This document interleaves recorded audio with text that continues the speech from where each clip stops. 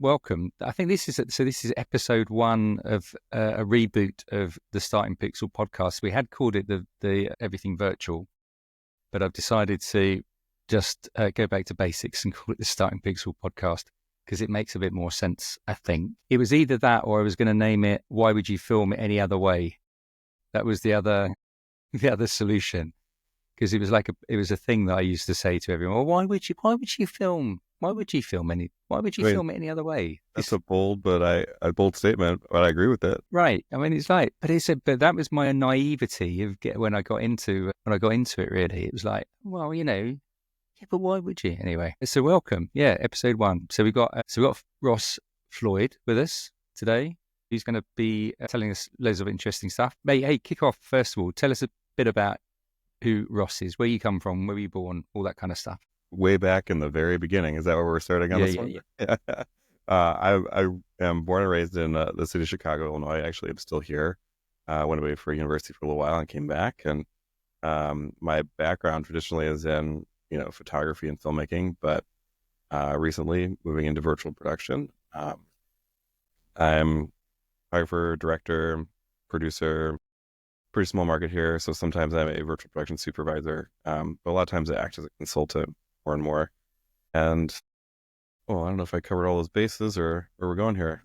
So where did you get into, what was your transition from high school to college into filmmaking? Well, I was in high school. I was a painter, and I decided I took a photography course, Right. and then I got rejected from the painting program at the University of Illinois in Champaign because there is like an audition, process the first year. And I was like, well, nuts to that. I'm going to be a photographer. And that was right during the digital transition and where, the DSLRs kind of came out where you could actually film with them. So, ingesting footage from a DV camera was, you know, not awful anymore. You could just put a card in and your footage was there. So, I really came in at a very interesting time. And then the rest is kind of history. I moved up to Chicago to be a photographer and still kept filming. And that's what I do today. I'm freelance. I do all sorts of projects for small and large brands. I've interviewed CEOs. I've interviewed factory workers. I kind of do everything in between. Could have everything. As an interesting anecdote, I was listening to a podcast because I do quite a lot, and they were talking about Edgar Wright. And they said that Edgar Wright, famous director, he learned his skills when it transitioned from celluloid to videotape, in as much as he was able to pick up a camera and then you can sort of film all day long. And obviously, digital took that to an absolute different level. But that's the interesting thing about the democratization of technology, right? It's like it comes along and then things get cheaper and faster and easier to use. Yeah, and I mean that's kind of where we're at with not to jump ahead of you, Rob, but that's where we're at with the virtual production stuff too. I mean, the things that you can do on a relatively low end, consumer PC. I mean, I guess I don't have that, but in your own home is kind of crazy. Like the graphics cards are insane compared to what they were even 2-3 years ago. Well, yeah, I mean, literally the machine that I'm operating this off has got, I mean, for the listeners who literally don't care what a GPU is, I've got a Titan GPU, which is, I don't know, before the NVIDIA graphics cards had numbers, right? And it's still, I can get I can get a heartbeat out of it when Well, it's doing I'll people. probably get crucified later. I think that's the first GPU that did ray tracing. Right? Is that? Yeah. I don't know. Tech guys come after me in the notes later. Right. So here's a question for you, and I'm going to ask this of every guest that I'm going to have on in as fewer words as possible. What is virtual production?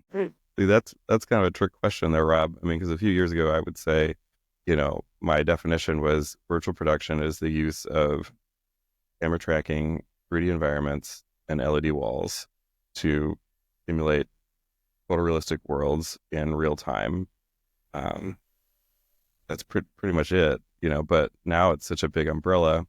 So I would say I would open it up even to being like it is any type of film production aided with technology, whether that's in engine with camera tracking only, or, I mean, a lot of times that blurs a line where you're kind of entering into what is just a VFX workflow, what is whatever. But I think a lot of our processes are going to are being accelerated by technology. And I think that's kind of the new layer on top of traditional production is what virtual production is becoming.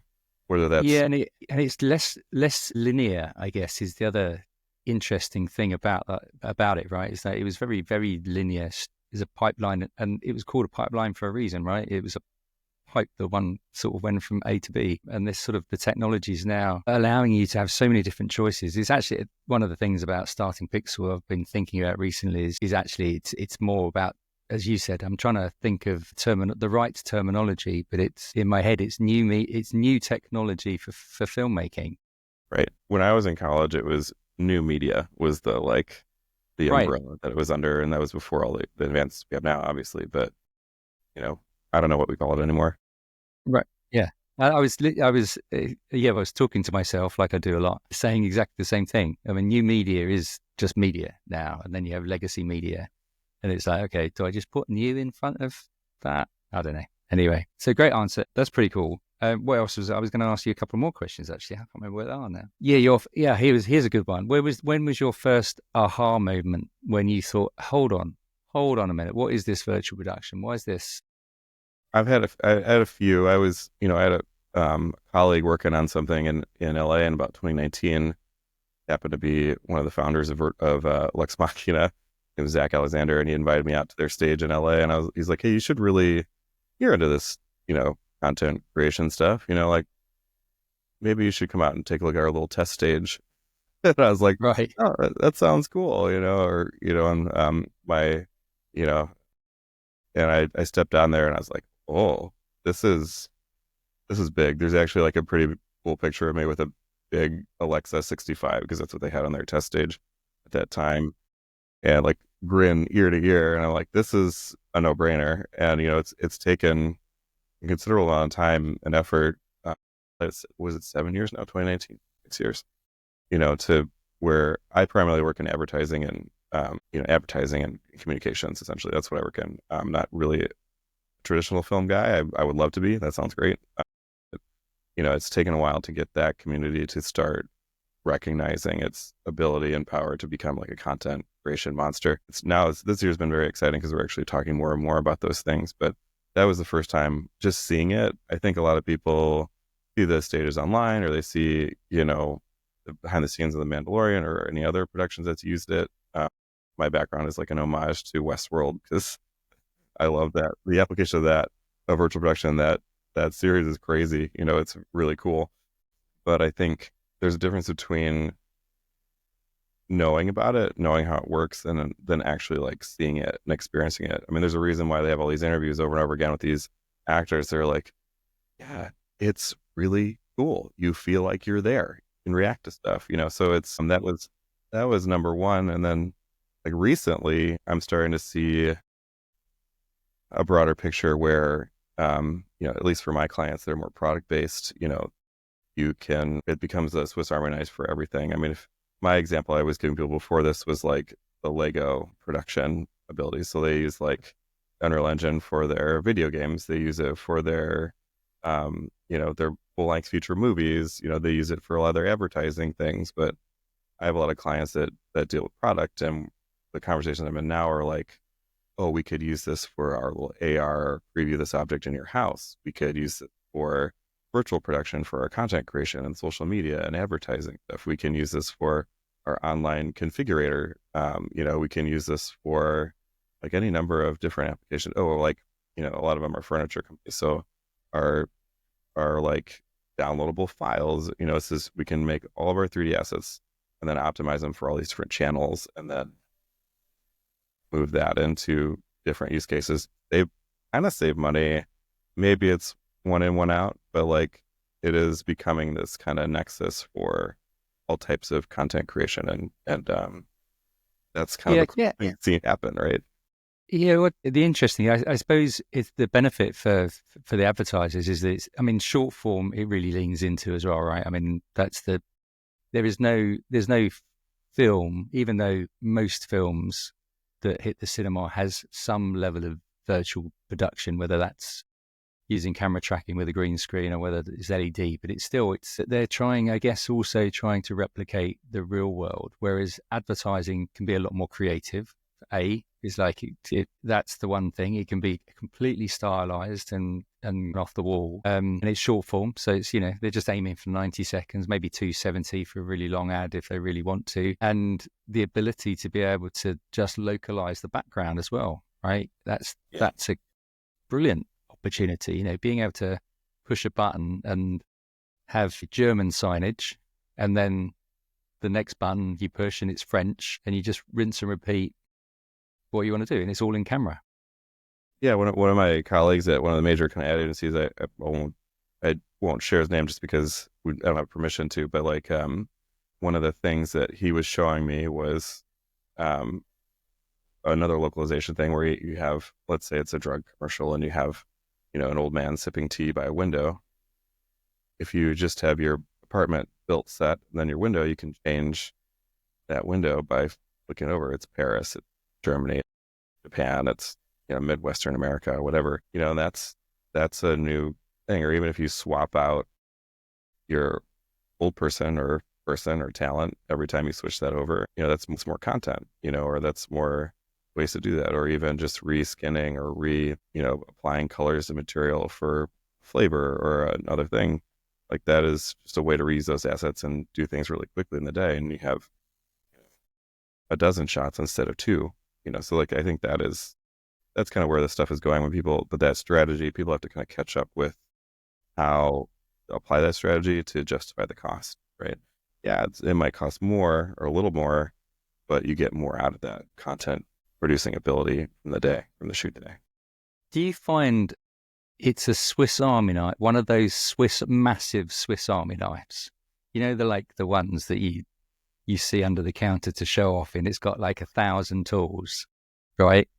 Or is it a relatively small Swiss Army knife? And I guess the question for that is that can it be a real challenge for people to actually get their heads around all of its capabilities? Yeah, I think it is. I think it's a really big challenge. I think it seems like unlimited, right? And then you start getting into, well, what do you want to do with it? And I think that's where there's like an education piece where that becomes a little difficult. There's certain limitations that people aren't aware of. They're just like, well, let's do it, real fast. And I think it's really hard to help people understand, what it can and cannot do and what it's good and good for. I think that's part of why, some of my marketing for me and all that stuff is actually educating people what these applications are. And, you and I have been talking about producing something for a while. It's like, creative applications of virtual production. Of course, it's a huge labor to build out something like that. But I think it's kind of like any other creative tool or workflow, though, like Photoshop. I've been using that for 20 years. I use 5% of it. Yeah. Oh, totally. Like you have to kind of figure out what it's good for and for you, and then if you're a director or a creative director, someone driving that thing, you've got to kind of immerse yourself in it and figure out, how can I apply this to my use case? How can I apply it to my strategy? What could I do? I guess the other, the interesting thing about that analogy as well is, I was going to say, it is Photoshop. I totally agree. I use Photoshop for 20, 30 years, same with Illustrator, and I still use it exactly for the same things, right? And it drives me nuts, the fact that I forget somehow how to grab hold of a handle in the right way that I want to. Just absolutely, I've been doing it for 20, 30 years, and sometimes it just drives me nuts. And it's this massive, massive tool. And unless you've got someone on your shoulder that is advising you to say, oh, try that bit, and then you go, what? I've been doing this all wrong for 10 years. Kind of thing. And I guess virtual productions can be a little bit like that as well. It's sort of the direction that you come at it can be quite, where there's a preconception, there's an assumption that this is how it works. You get the feeling sometimes that the VP is only considered quite late down in the production or the creative process, and then it is almost a production choice. It's like, do we shoot on set? Do we go on location? Do we use an LED studio? Versus doing it having a conversation right at the beginning where it's like, you can do this. You Yeah, can do that. that's what's exciting about kind of what I've been engaged in this year is like I've actually had people come up to me before they're trying to do stuff. Actually in the last 6 months, it's starting to change for at least my clientele where they're like, hey, we want to do this thing where this guy's flipping between different countries. How do we do that? Well, it's too expensive to do that with LED, but we could do it with green screen. Being that kind of crux for that, or even like, what's really good for that is the starting pixel community. People oftentimes will float, hey, I'm trying to do this thing. And then you have a few thousand people saying, you could do it this way, or you could do it that Yeah. way, or you could do it this way. And, so I think there's two routes of doing it. I've just found myself because of the size of the market that I'm in that like, I've become that guy where they're like, how do we do this? And I'm like, oh, you could do it this way, but you should do it this way. Use the toothpick, not the corkscrew, right? We're going back to your analogy there, which I'm Right. finding quite handy. Yeah. Right. But it sort of is a bit like that. How do you, is it easy to monetize that? Because, we all need to pay the rent, right? And if someone just wants to know whether something, how far down that line do you take it before you go, whoa. There's a value to my knowledge. It's, I draw that line a little far out right now because I'm trying to get some clients, but I definitely have consulted for a couple brands where, they need that person that can pull all those pieces together. The biggest example I did last year was 2024 was Cars.com, Cars of the Year campaign. They were really interested in doing virtual production and have been for a couple of years. And then the stars aligned where they had some budget left over. They had kind of a time crunch for some of the other footage. And actually, we used virtual production to alleviate that because they would go and film all this stuff on location. But we were able to put, 6 cars through the studio and design a like branded space that they didn't have to build out. And it worked quite well for that. But, that was like a consulting engagement. And it became very clear, it became very clear quite quickly that like we want to. It was driven by them. They're like, we want to hire you. We know this is complicated. We haven't done it before. Like let's go. And that's the ideal use case. Right now, I may have 2 or 3 clients that are like, hey, we're really interested in this. Like, but we need to kind of know pricing, and that's always been an uphill battle for me. Is like, well, what do you want? Well, what does it cost? Well, how do you do that? So I wrote an article a couple years ago. I think that's actually how we got in touch about what stages can do to be competitive in 2024. And part of that is doing accurate price modeling, like, because the whole like, oh, it's $30,000 a day unless you need a deal is not, is not something that Right. Yeah. an executive producer is going to be happy with as an answer, like it's just not going to fly, so, but then figuring out how to scale that appropriately and, well, we only need, 20 feet of your 118-foot wall to do what we want to do, or maybe we only need a green screen studio, and these are the different flavors. So that's the majority of what I do pro bono right now is figuring out what are the options and flavors and limitations for what they want to do, and then after that, that's kind of where I draw the line, and we figure that out.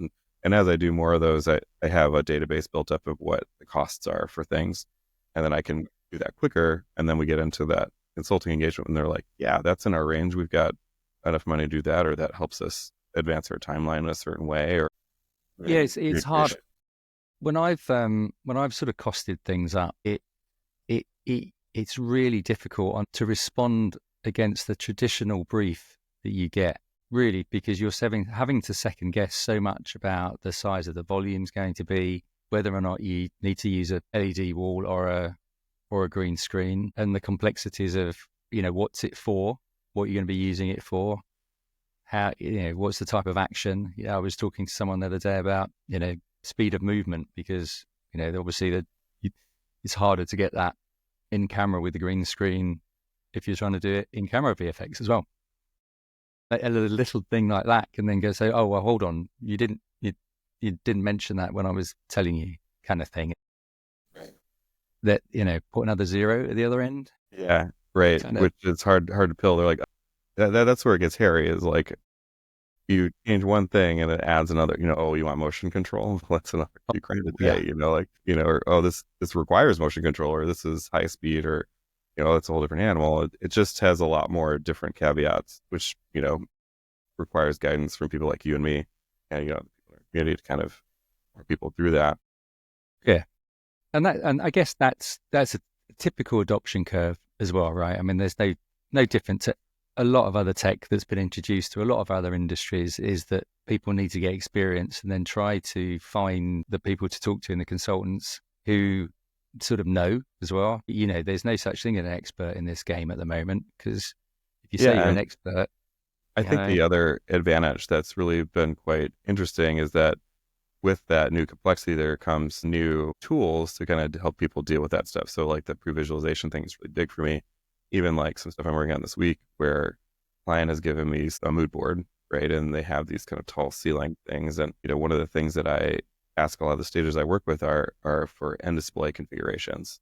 So I can like mock up how that's actually going to work for the client before we even get there. So I'll do like a previs to understand for me sometimes, you know, like, will this work on this stage? You know, because they're all different. They all have slightly different dimensions and whatever. And, you know, sometimes the client wants a big vertical thing and that'll push us to another stage where they can reconfigure their LED. And like, that's kind of the cool thing is like, we can all see it. It's all WYSIWYG. So like, you know, yeah. yeah, the more complicated production, but there's ways if you're just savvy enough where you can avoid a lot of heartache and issues. Well, yeah, it's one of those things. Is like, yeah, this we used to say on set about, yeah, you can do a lot, as you know. It's incredibly flexible and you can move things around.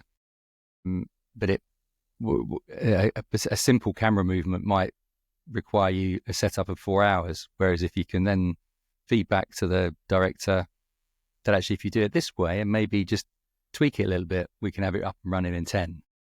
Yeah. One of the things that was hard for a lot of directors and DPs to kind of work around when this first came about is that, oh, for your reverses, we're just gonna turn the world, right? We don't need to, we may switch our lights over, you know, but we don't need to really do anything super crazy and it'll be fast, you know, like the world operator can do that for you. Or we can set those positions, or we can pre-stage the lights in a way that they're either DMX controlled, or we just have presets where we can switch so the sun is on the other side, you know, with practical stuff, mental lighting. So like that thought process doesn't exist because you're used to shooting the real world. You move the camera around, and then you get like weird questions like, well, we don't have an LED wall over here. How are we going to do that? You know, it's a weird conception issue, you know, but people are getting there. People sort of, everyone gets it, right, Yeah. immediately. They sort of, when you do it, but conceptually wise, it's difficult until you sort of see it and you go, oh, yeah, the camera doesn't move, or it doesn't, it doesn't move a Yeah. lot, but you can Actually, move, you can, why would you yeah. do it any other way? You know, like that's the Right. Yeah, I had a shoot. I had a shoot. Oh no, it's before Christmas, and it was all static camera shots. There was a bit of a crash zoom in that they wanted to test, and actually, all I had to do was drive the Cine camera in Unreal. So for people who don't know, Unreal Engine is a games platform famous for Fortnite. They use it in, but that's the majority of the 3D environments that are created in this thing called Unreal Engine. And you have cameras within that in that environment that you can then have a viewport of. Does that sound about right, Ross? You're way yeah. more of an expert than I am. I Yeah. mean, I like to describe it, and this is actually something I got from, you know, Zach Alexander at Lex Machina, is that it's an aggregator, like it's kind of a fish tank, right? You know, it's an environment in which you can plug in all your 3D assets and create your scene, and then it also has a bunch of production tools later on top of it to help with virtual production. That's probably a very nuts and bolts explanation. All I right. know. So I no, it's perfect. All and the hack that I'd done, which I'd never really done before, was I just drove the Cine camera around this 3D environment until the director said, "Yeah, that's the shot I want." And it's like, "Oh, actually, but can you move the sun across?" And yeah. And actually, that rock's too big. Can you make that right? And it's just so much fun. It's so much fun to see. Also, creative people really get into it as Oh well. yeah, it's once you start wading into that pond, or fish tank that I was talking about, like it becomes really interesting because it opens up a lot of creative possibilities for you that you wouldn't even consider before. You know, okay, you know, we shot this thing a while ago. I wish I had it queued up, but um, it was like I had 6 hours to shoot this thing, and I kind of snuck in, you know, there's a studio here called Resolution Studios, and Todd Freeze is the technical director. He's like, oh, we're shooting, demos this week. You've got 6 hours if you want to come in and do something. Him and our guy Scott Miller is the kind of runs the servers and the world operation half of that. And they were very gracious and let me have some screen time. We worked with the DP, and I shot this thing, and it was like a little miniature coffee ad. And we had 2 scenes. One was an apartment interior scene, and then the other one was the side of a mountain with the big, Right. kind of not great, cheap marketplace, like Bigfoot behind the 2 actors, and like, the ability to do that so quickly, it was kind of wild. And I was like, immediately I was like, let's do something weird. Let's transport us through time and space. I don't have any budget for this, period. Can we have, all the time, stage time was donated. Can we do this thing that would cost, $250,000 to fly people back and forth, but can we do it in 6 hours in studio in the middle of winter in Chicago? And yeah, we could, so it was like, great. It just, the thing is, I guess it just comes with compromise with that sort of is that expectation of what you can do in the real world. And the similar thing to, you don't have to move the camera, you move the world. It's a bit similar to that, isn't it? Where you're trying to, there's a compromise between, the time it will take or the setups times, but maybe the color isn't quite as good as you might be. You're going to get a real golden hour, but you can have it all day long. It could be close enough to maybe tell your story. We did in that we did the mountain scene. We did some reverses. It was like a couple. It was a man and woman, and the way the team worked it out, because we had very little time, is we had a bolt control arm, right? But we did one movement of the guy looking at the girl, and then we had another movement of the girl looking at the guy, and all. The guy from Camera Control Midwest, Daniel Herman, is one of my good friends, and he really gets the virtual production stuff. So he's working with our DP, and like all they did was reverse the scene and then reverse the movement on the bolt. So it's right. Like programmed. So explain what a bolt is again. A bolt is like a big robot arm that you can program, and it can move at really high speeds and do all sorts of crazy stuff. But it's a motion control device that you can kind of repeat your movements over and over again. Oh yeah. So but a bit like one of those robot arms you see building cars with a camera at the end of it. Yeah, exactly that. Same hardware, I just run software driving it. Got you. And today, but they're pretty expensive, right? I'm assuming. Yeah. I mean, I certainly would rent one, but that's also kind of getting smaller too. I think Sizu makes one. There's a few other ones on the market. Obviously with different varying capabilities. I mean, that one can carry a bit heavy camera.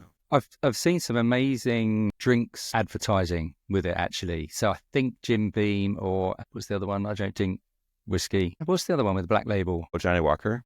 Johnny Walker, yeah. Maybe it's Johnny Walker. Anyway, yeah. So lots and lots of sort of fast movements and really, really good stuff. There's a guy, Steve Geralt, out of New York, very generous with his time. I've emailed him a couple times and I'm like, hey man, how'd you do that?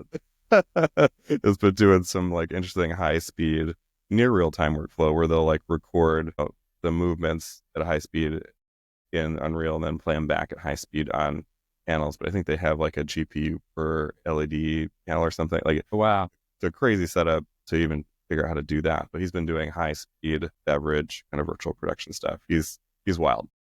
Yeah. Oh yeah. It must be. It must be great. It must be great ending up being that person. Yeah. Feel like you in Chicago. You're that person at the moment. So what do you think? What's the biggest misconception that you come across at the moment with VP virtual production? That's good. That's actually a great question. I think the biggest misconception is that it's too expensive.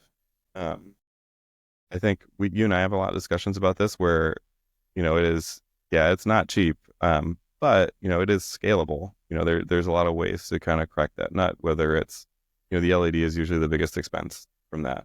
And for sometimes it doesn't make sense. Sometimes it makes sense to do, green screen only with camera tracking and, a 3D environment. We've seen a few things pop up on the forum recently that are crazy cool. I forget what member was, but he put up something where there's a woman sitting on a bench and then it turns into a nightclub when she puts her headphones. Johnny uploaded this and everyone sort of really liked it. So I messaged him and said, can I put this up on my feed?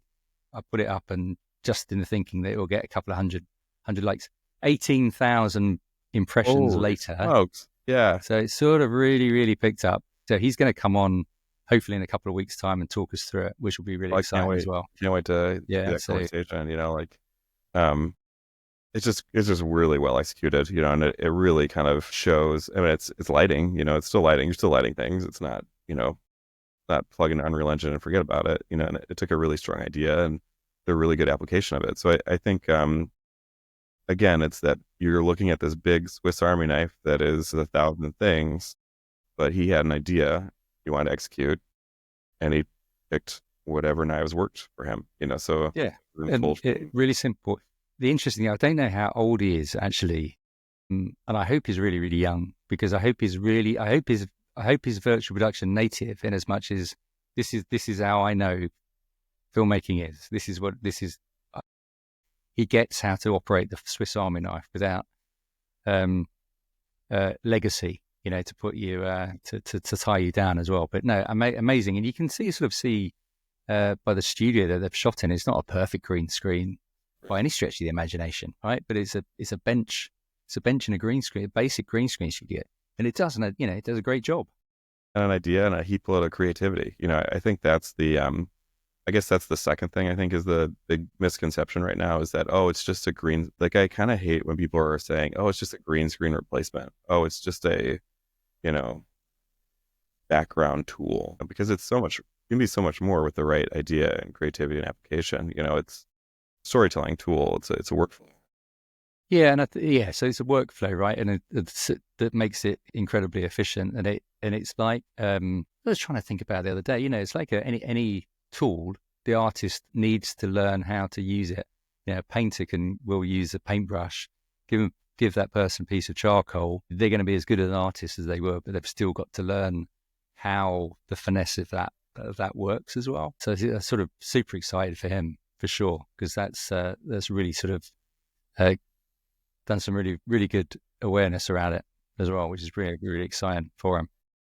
Yeah, and and the team. I'm in my own work. My personal work is I'm working on. I don't have any to show right now because I'm an artist, right? We hide our things, Right. but I've been kind of working to figure out how I can move Unreal Engine into even more realistic places. There's a lot of little tools that have come out recently to I love plugging this guy because everyone I know has bought all of his little tools. William Foucher, Right. he's a big YouTube Right.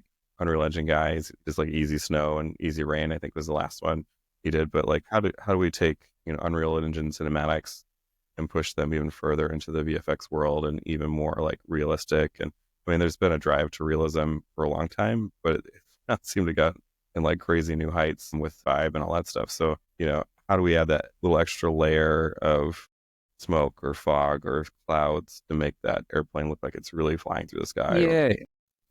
It's interesting. Actually, it's interesting. The other perception, and I think lots of people struggle with it, even if you're in VP, is that balance between the lifelikeness of it and actually what the camera sees or needs to see. Because it's actually the video we just showed is that the background is so quick and movement, you don't notice that those are avatars and metahumans in the background. You don't really know. You don't have time because of the cut. And then the depth of field is also just leaning massively into it as well. You just do not have time to work to have that uncanny valley sort of it doesn't look quite right. He's not precious with it. It's out of focus, Yeah. Even my little background today, I blurred slightly to kind of make it feel a little, a little more real. And then, it's obviously fake, right? But, I think that level of artistry, now that people have kind of got over the hump of well, how do we do this? Right. I think that level of artistry is always a consideration now, where it's, how do we do this? But even to the next level where it's indiscernible, it's a fun challenge. I think that it's going to be the interesting, because in my head, one of the huge benefits of it is that, if 90% of your story calls for close-ups and, mids, you can do it on a relatively small studio, LED or green screen. It tends to be the wides that require the expensive stuff going on, right? It's you need a bigger wall, you need a bigger stage, you need a floor set, you need other things to happen, right? And that's sort of this exponential hike, this hockey stick of cost, where when it goes, the wider you go, the more and more sort of expensive it becomes. What was that last bit? I'm sorry, Rob. The more expensive it becomes. It's like Oh yeah, the wider the shot, or the more you yeah. want to do with the camera. Most of the jobs that get turned down for this stuff, or that I've experienced, have been they don't want to pay $6,000 for a floor. Yeah. And I get it. Like, well, where's the money going? We paid for a floor that we probably could have gone out to a forest and had for free. Right.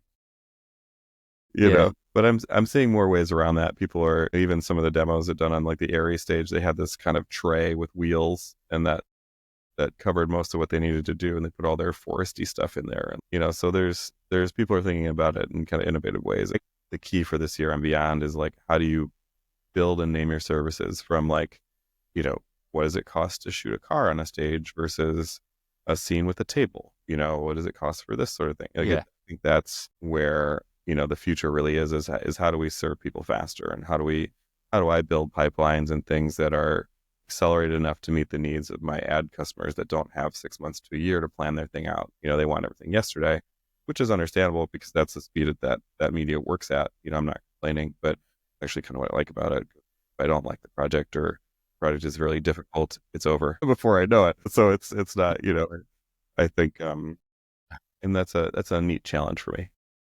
So it's way more forgiving, I think, than the film, than AAA filmmaking. But advertising, I think, is, once they can get their head around it, yeah, they want to be using it. Yeah, I think the big thing with advertising right now is there's a lot of noise around AI, right? And the biggest problem with AI, other than the IP rights, is it's not really art directable past a certain point.